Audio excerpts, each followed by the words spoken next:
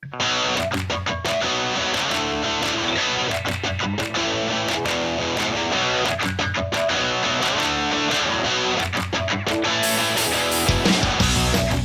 to Head to Head, our weekly preview and prediction show. And now we turn our attention to the game that promises to be the least watched SEC football game of all time because it's opposite Alabama LSU. Auburn versus Texas A&M. So let's break this game down. Texas A&M seemed to get some things going on offense last week against South Carolina. I think it was a really smart move for Kevin Sumlin to start Kyler Murray, and I think he's going to give Auburn a lot of trouble.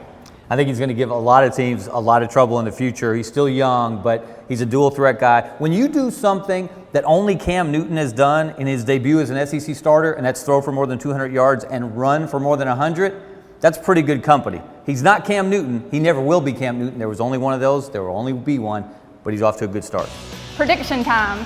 So last week, Auburn was able to hold a pretty explosive Ole Miss offense to only 27 points. They're going to have to keep that up this week against Texas A&M.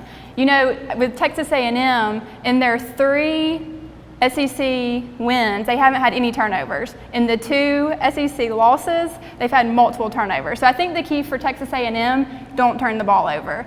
So I do think that Texas A&M is going to pull this one out. I think it's going to be close, though. I'm going with 38-31. You know, the totals in these 3 games that they've played since A&M joined the SEC, 84 points, 86 points, and 79 points.